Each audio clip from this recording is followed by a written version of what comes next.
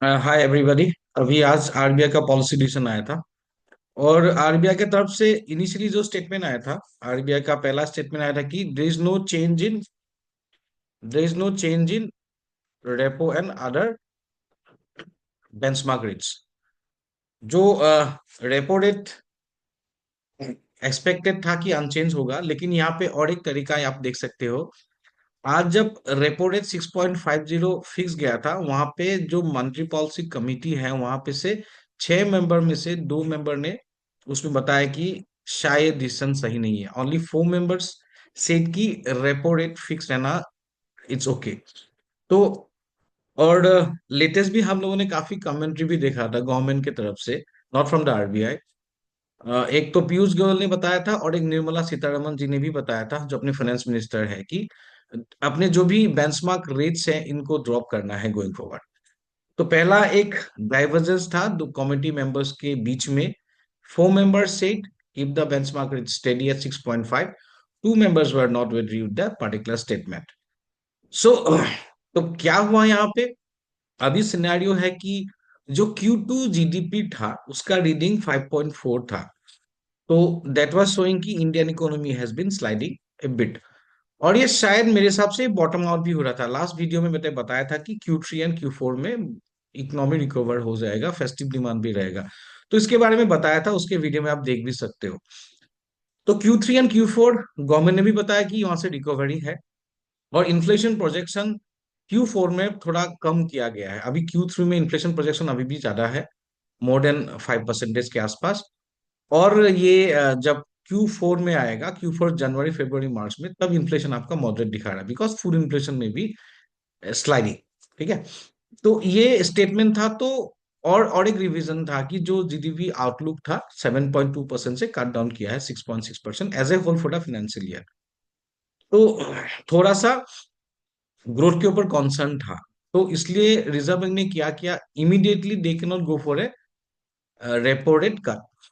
तो शायद ये फेब्रुअरी मीटिंग में हो सकता है, ये बात भी चल रहा है। और लास्ट वीडियो में मैंने बताया था कि बात भी किया था कि रेपो रेट नहीं, हम लोग का एक रेट है सीआरआर, वो कट हो सकता है। तो what is the use of CRR? CRR होता है cash reserve ratio. A particular जो बैंक का टोटल डिपॉजिट है, उसमें से एक कुछ परसेंटेज कैश या डिपॉजिट में आरबीआई की तरफ से रखना पड़ता है टू कॉमर्शियल बैंक्स को। तो ये कट डाउन हुआ है 50 basis point. 50 basis point cut down होने से बाजार में, इकोनॉमी में 1.16 लाख करोड़ का एक लिक्विडिटी आ सकता है। लिक्विडिटी मतलब इतना पैसा बाजार में सिस्टम में आ जाएगा। और एक शायद 50% और कर हो जाता तो 2 लाख करोड़ के आसपास भी आ जाता। तो ये क्यों जरूरी पड़ गया लिक्विडिटी बाजार में लाने के लिए? पहला चीज तो है, जो रिसेंटली जो रिजर्व बैंक को कंट्रोल करना पड़ रहा था on on on currency rate, तो वहां पे डॉलर काफी सेल करना पड़ रहा था to maintain the foreign currency balance. तो इसमें भी काफी आउटफ्लो हुआ है। और इस बार Q3 में भी काफी एडवांस पेमेंट भी होने वाला है। और जीएसटी का कलेक्शन भी है, और कुछ काफी क्रेडिट में भी होगा काम। तो मोरलेस थोड़ा सा आउटफ्लो एक्सपेक्टेड था लिक्विडिटी बाजार से। तो इसलिए 1.16 लाख करोड़ का जो इन्फ्यूजन था, that is going to stabilise the liquidity pressure on the economy. तो मोटा मोटी अभी जो स्टेप है ये वेलकमिंग है। और इससे क्या होगा, banking can do more lending. Lending कर सकते हैं विदाउट एनी एडिशनल कॉस्ट, क्योंकि सीआरआर में जो होता है कैश रिजर्व रेशियो में कुछ पैसा नहीं मिलता। अगर ये पैसा, क्योंकि डिपॉजिट रखना पड़ता है, उससे अच्छा उससे रिजर्व बैंक कमर्शियल बैंक को कुछ मिलता नहीं है। तो ये फैक्टर बैंकिंग के जो नेट इंटरेस्ट मार्जिन है ये काफी इंप्रूव कर देगा, थोड़ा हद तक कर देगा। हम लोग के इंडिया में total banking deposit 212 200 214 lakh crore का आसपास है। उसमें से करंट अकाउंट में काफी है जो इंटरेस्ट बेरिंग नहीं होता। लेकिन अगर ये पैसा आने से थोड़ा सा रिकवरी जो कॉन्सेप्ट है Q3 Q4 में से जो हम लोग सोच रहे, तो उसमें अच्छा होगा और बैंकिंग के लिए काफी एक पुश होगा। और इससे इंफ्रा में थोड़ा सा, या एसएमई सेगमेंट के लिए काफी लोग के लिए अच्छा होगा। रियल एस्टेट के लिए इमीडिएट डिमांड रिकवरी नहीं है, लेकिन रियल एस्टेट सेक्टर बोरो कर पाएगा। आपने देखा होगा बहुत सारे अभी रियल एस्टेट सेक्टर अपने अपना खुद के क्यूआईपी निकाल रहे हैं। तो अभी उन लोग के लिए एडिशनल एक सपोर्ट भी रहेगा। हाँ, अभी इमीडिएटली डिमांड नहीं आएगा, रियल एस्टेट सेक्टर में अभी भी ईएमआई अभी भी ज्यादा है। और वो ज्यादा रहेगा, क्योंकि रेपो रेट जब तक कम नहीं होता, वो फ्लोटिंग रेट वाला डिजाइन में आपका जो भी है पर्सनल लोन हो या हाउसिंग लोन में आपका सडनली ईएमआई इमीडिएटली ड्रॉप नहीं होगा। लेकिन ये जो ओवरऑल एक्शन लिया गया है, it's again you can say it's a dovish kind of, और एक softening of monetary policy. Almost काफी दिनों के बाद मॉनेटरी पॉलिसी का पहला सॉफ्टनिंग होना शुरू हो गया है। और ये सॉफ्टनिंग शुरू होने से गोइंग फॉरवर्ड नेक्स्ट फर्दर एक होगा रेट कट में भी फरवरी के आसपास होगा। तो ये एक पॉजिटिव डायरेक्शन से बाजार को लेके जा सकता है शॉर्ट टर्म में, या for may be next 2-3 months के हिसाब से बाजार को एक पॉजिटिव डायरेक्शन में ले सकता है। एक रिस्क फैक्टर है जो ट्रेड वार परस्पेक्टिव से है यूएस की तरफ से, वो एक ट्रेड एक रिस्क फैक्टर है, लेकिन डोमेस्टिक परस्पेक्टिव से मेरे हिसाब से सही है और सही एक्शन लिया गया है। तो इसको देखते ही बाजार में थोड़ा मोमेंटम हुआ। निफ्टी में देखिए कल एक स्पाइक आया था, बैंक बी में भी स्पाइक आया था, और आज भी बैंकिंग में स्पाइक आया था, लेकिन बाजार थोड़ा सेटल होके रुक रहा है अभी। तो निफ्टी का ये देखिए, अगर टेक्निकली मैं लेवल बता देता हूं तो ये क्या हो रहा है अभी।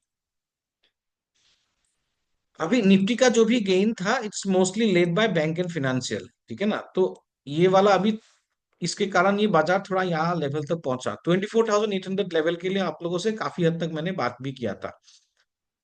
और इसके ऊपर सस्टेन करने के बाद 25,100 का, तो मुझे लग रहा है ये शॉर्ट टर्म में 25,100 के आसपास जाने के लिए कोशिश करेगा। और यहाँ पे छोटा मोटा बीच में डिप्स आएगा, प्रॉफिट टेकिंग आएगा रैली का। रैली का प्रॉफिट टेकिंग क्यों आता है, क्योंकि ये फैक्टर काफी हद तक बाजार एक्सपेक्ट भी कर रहा था, तो थोड़े हद तक, और इसी कारण थोड़ा प्रॉफिट टेकिंग आ रहा है। लेकिन आउटलुक क्या है, पॉजिटिव है। It's a buy on dips kind of market. ये जगह पे थोड़ा कॉन्सोलिडेट करना या बाजार को फंसना is a very normal thing. और ये लग रहा है कि शायद ये रेंज के बाद जब बाजार क्लियर होगा, नॉट इमीडिएटली, गोइंग फॉर जब क्लियर हो जाएगा, थोड़ा डिप्स भी बीच में आएगा, तो ये शायद लग रहा है कि थोड़ा सा रैली तक जाएगा 24,800 के ऊपर, 25,000 या 25,100 तक जाने के लिए कोशिश कर सकता है, provided not any major impact from the other players. और एफआई एक्टिविटी भी आप अगर देखते हो 3-4 दिन में, FI has turn net buyer, 8,000 crore के आसपास कल बाय किया था। और पिछले सप्ताह पिछले दिन में भी कुछ 1,500-1,800 करोड़ के आसपास एफआई ने नेट बाय भी किया है। यहाँ पे कुछ डीआई ने अपना माल बेचा, प्रॉफिट टेकिंग, लेकिन बाजार में नेट इनफ्लो वाला सिनारियो है अभी। लास्ट 1.5 महीने 2 महीने से जब हुआ था, नेट आउटफ्लो वाला सिनारियो था। एक गैप हो गया था, जितने भी एफआई सेल करे थे डीआई उतना बाय नहीं कर पाए, लेकिन अभी जो बाजार में अगर इंस्टीट्यूशनल एक्टिविटी देखते हो तो नेट इनफ्लो वाला मामला आ गया है। और अभी जितने भी इन्वेस्टमेंट बैंकर उनके ट्यून चेंज हो गया, अभी they are giving target of 93,000 94,000 for Sensex. तो looking at that perspective we are also very positive. Scenario थोड़ा चेंज हो रहा है। इमीडिएटली मैं बहुत बड़ा टारगेट नहीं जा रहा, लेकिन 25,100 तक जाने के लिए कोशिश करेगा। पीएसयू बैंक में लास्ट वीक भी मैंने बताया था कि पीएसयू बैंक में हलचल होगा। अभी आज तो थोड़ा होने के बाद रुक रहा है। ये आपका जो बैंक निफ्टी है, ये भी सर जी आपका तेजी में बनेगा, खाली क्या है ना, थोड़ा सा आज एक ट्विजर टॉप जैसा बना गया है। और ये शायद गोइंग फॉरवर्ड ये जो ये लेवल है, ये कितना है, 54,450 470, ये लेवल ट्राई करेगा टेस्ट करने के लिए, शायद थोड़ा बहुत कंसोलिडेट करेगा।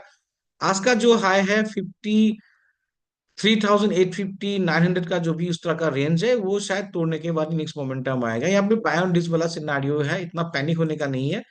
ये जो फैक्टर है it's mostly bullish for the banks, ये बैंक के लिए ही अच्छा पॉजिटिव ट्रिगर है।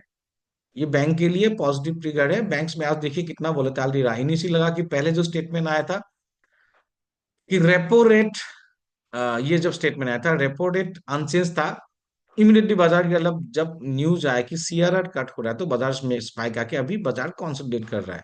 तो एक बड़ा सा रेंज बन गया ये 53,200 300 का एक नीचे का लेवल, और ऊपर का 53,800 का लेवल। ये सब लेवल तोड़ने के बाद बाजार में तेजी आएगा। ऐसे भी लग रहा है कि बाजार में तेजी वाला सिनारियो थोड़ा सा भी बैंक के लिए है।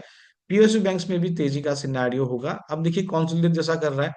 अगर मैं डेली चार्ट में इसको देख लेता हूँ बैंक में, तो ये थोड़ा सा आज थोड़ा सा स्ट्रगल कर रहा है, टॉप में थोड़ा प्रॉफिट टेकिंग आ रहा है।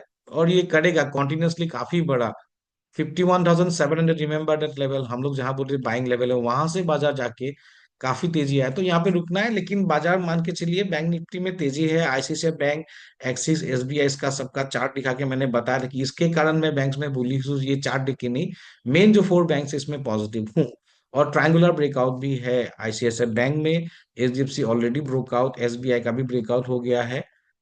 ब्रेकआउट के बाद तेजी के बाद कंसोलिडेशन कर रहा है, लेकिन शॉर्ट टर्म में आपको ये 54,400 या उसके ऊपर भी जाने के लिए कोशिश करेगा। तो जब बाय ऑफ डीप सिनारियो, आज जो भी हुआ है, रिजर्व बैंक ऑफ पॉलिसी का, रिजर्व बैंक ऑफ इंडिया का जो पॉलिसी है, एक एविडेंट है, they are thinking of softening of the monetary policy.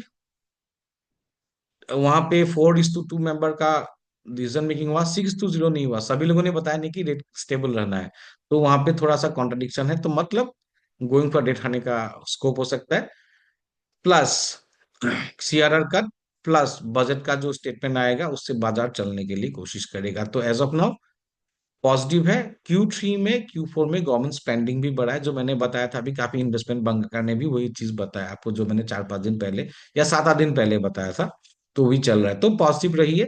Correction वरेक्शन छोटा मोटा वो सब रहेगा, ट्रेडर्स के लिए अलग सा कहानी होता है स्कैल्पिंग वाला, लेकिन अभी मार्केट में व्यू बेस में भी आपको पॉजिटिव रहेगा। छोटा करेक्शन आने दीजिए, वहां से फिर लॉन्ग लेके ही काम करना है। सिलेक्टिव सिक्स में अभी भी बने रहिए, बैंक्स में, प्राइवेट बैंक्स या PSU बैंक्स में बने रहे। आई थिंक थोड़ा सा और रिटर्न यहाँ पे आने के लिए होगा बाजार। Thanks a lot and keep listening to the channel, यहाँ पे देखते रहिए। और bye bye, take care, see you tomorrow.